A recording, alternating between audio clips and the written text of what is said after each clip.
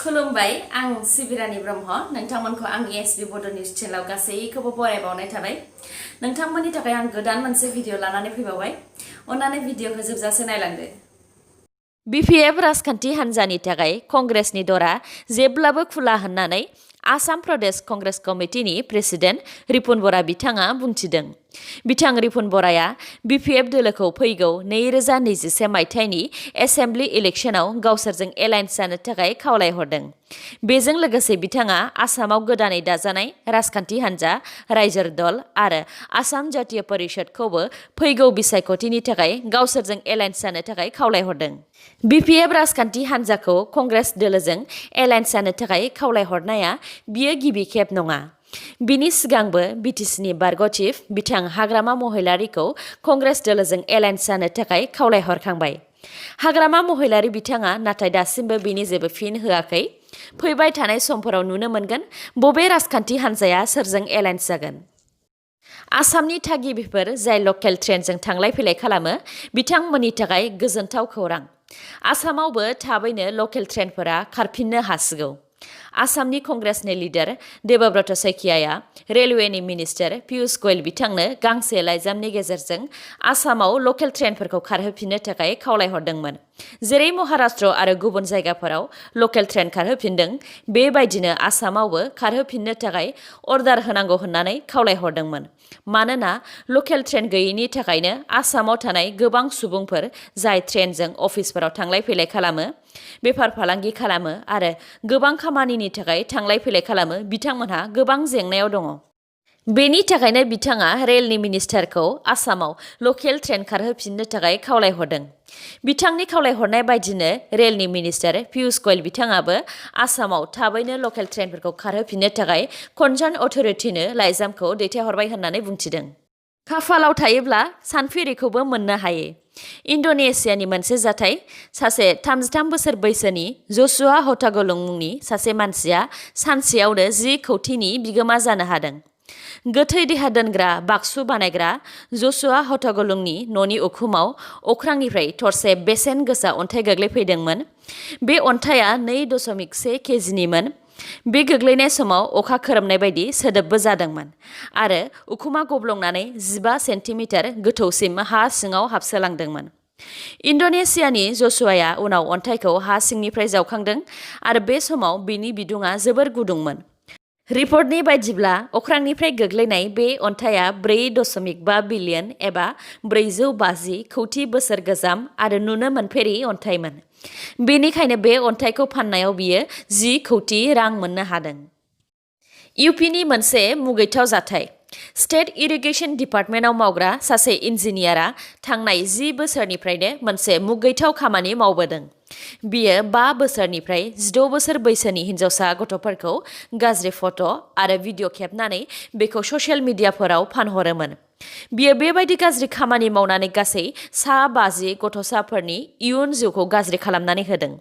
खौरांनि बायदिब्ला दाय गैयै गथ'साफोरा इउपिनि चित्रकुट, बान्दा आरो हरिमपुर जिल्लानि होननानै मिथिनो मोननाय जादों। सिबिआइआ गथ'साफोरजों गाज्रि खामानि मावग्रा दुथांखौ दा हमबाय। हमजानाय दुथांनि मुङा राम भवन आरो बेखौ दा डिपार्टमेन्टनिफ्रायबो होखारनाय जाबाय। सिबिआइआ दुथां राम भवननिफ्राय 8 लाख रां, गं 8 मबाइल, लेपटप आरो माखासे गाज्रि खामानिजों लोब्बा थानाय आगजुफोर हमनो हादों। बेनि बादैबो दुथांनि इमेलनिफ्राय माखासे इन्डियान आरो गुबुन हादोरफोरनि मानसिफोरजों फट' आरो भिडिअ फानहरनायनि माखासे फोरमानबो हमनो हादों। भिडिअखौ जोबजासिम नायलांदो आरो नोंथाङा दासिमबो आंनि चेनेलखौ साबस्क्राइब खालामाखैबा अन्नानै साबस्क्राइब खालामदो लोगोसे बेल आइकनखौ क्लिक खालामदो जाहाथे गोदान गोदान खौरां लानानै आं नोंथांमोननिसिम फैनो हायो। Bureau' of investigation economic offences BIEO सासे आइजोखौ सुबुंफोरनि रांखौ जाख्ल'नायनि दायाव हमदों। हमजानाय आइजोआ बकाकाटनि, मुङा आइमनि सैकिया एबा बर्षा सैकिया। बियो नंखाय माइक्र'फाइनान्स कम्पानि खुलिनानै सुबुंफोरखौ गावनि खुलिनाय कम्पानियाव रां जमा होयोब्ला गोबां रां सुद मोनगोन होननानै थगायदोंमोन आरो बेबायदि नंखाय कम्पानियानो बिनाव गासै 26 दंमोन जायनि गेजेरजों बियो सुबुंफोरनिफ्राय गोबां रां लुथिदोंमोन। BIEO दा बिखौ हमबाय आरो बेनिफ्राय गोबां लेखापत्र जेराव बेंक एकाउन्टनि डिटेल्सफोर दंमोन। हमजानाय बर्षा शइकियाखौ सोंनाय फिननाय लानो थाखाय जुडिशियेल कास्टडियाव दा दैथायहरनाय जाबाय। गुजरातआव मोनसे गिख्रंथाव एक्सिडेन्ट जानानै गासै 11 सुबुंनि जिउ खहा जादों आरो 17निबो बारा सुबुंफोरा जोखोम जादों। बे जाथाया मैया फुंनि समाव गुजरातनि वाड'दारा ओनसोलनि गंसे दालांनि सायाव जादों। गंसे डाम्पार ट्राक आरो गंसे गारिनि गेजेराव सौग्रावलायनायावनो बे दुखुनांथाव जाथाया जादों।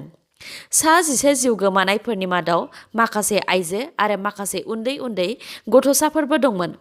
प्राइम मिनिस्टार नरेन्द्र मदि बिथाङा बे दुखुनांथाव जाथायनि सायाव गावनि टुइटार एकाउन्टनि गेजेरजों दुखु मोननाय फोरमायदों।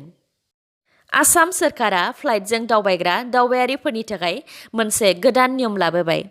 बे गोदान नियमनि बायदिब्ला फ्लाइटजों आसाम फारसे दावबायनाय बिथांमोनहा दानिया कभिड-19 टेस्ट खालामजानो थाखाय झारु साजाय स्टेडियामाव थांनो नांनाय नंलिया। दा गुवाहाटी एयारपर्टआवनो कभिड-19 टेस्ट खालामनो हानाय सुबिदा खालामनानै होबाय। बेजों लोगोसे जायफोर दावबायारिफोरा आसामनि सिङावनो नङाब्ला नर्थ इस्टआव दावबायदोंब्ला कभिड-19 टेस्ट खालामनाया गोनांथार नंलिया। बे गोदान नियमा फैगौ सप्तानिफ्राय जागायजेनगोन आरो बे गोदान नियमखौ बिथां डक्टर हेमन्त बिश्व शर्माया गावनि टुइटार एकाउन्टनि गेजेरजों टुइट खालामनानै फोरमायदों। रेलवे पुलिसआ रङियानि रेलवे स्टेशननिफ्राय 2 हिनजावसा गथ'फोरखौ बासायनो हादों। रेलवे पुलिसआ फोरमायथिनाय बायदिब्ला बिसोर 2बो 11 बोसोर बैसोनि आरो बिसोर 2 हिनजावसा गथ'आ तामुलपुरनि आरो बिसोर 2 हिनजावसा गथ'आ नखरनि मानसिफोरनो जेबो खोन्थायालासे गुबुन जायगायाव खारखुमालांनो नागिरदोंमोन।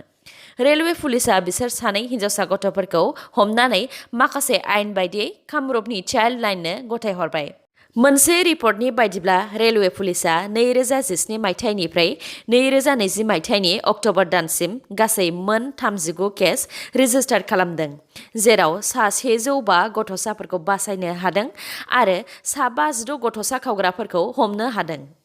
इन्डियानि परमसिद्धिआ इन्डियानि गेजेराव बयनिख्रुइबो देरसिन आरो गोख्रैसिन सुपार कम्पिउटार। बे परमसिद्धि सुपार कम्पिउटारखौ पुनेनि नेशनेल सुपार कम्पिउटिं मिशनआ बानायनानै दिहुनदों। गोदानै बानायनानै दिहुनजानाय गोख्रैसिन परमसिद्धिआ ग्ल'बाल लिस्टनि टप 500नि मादाव 63 रेंकआव जायगा मोननो हादों। मोनसे इन्टेलिजेन्सनि रिपर्टनि बायदिब्ला चाइनाया इन्डिया आरो म्यानमाराव थानाय उदखारि हान्जाफोरनो हाथियारखौ गोरलैयैनो दैथायहरो, मानोना उदखारिफोरनो हाथियार हरनानै इन्डियानि सिङाव दुंहाव थासारि सोमजिहोनायाबो चाइनानि मोनसे सोलो।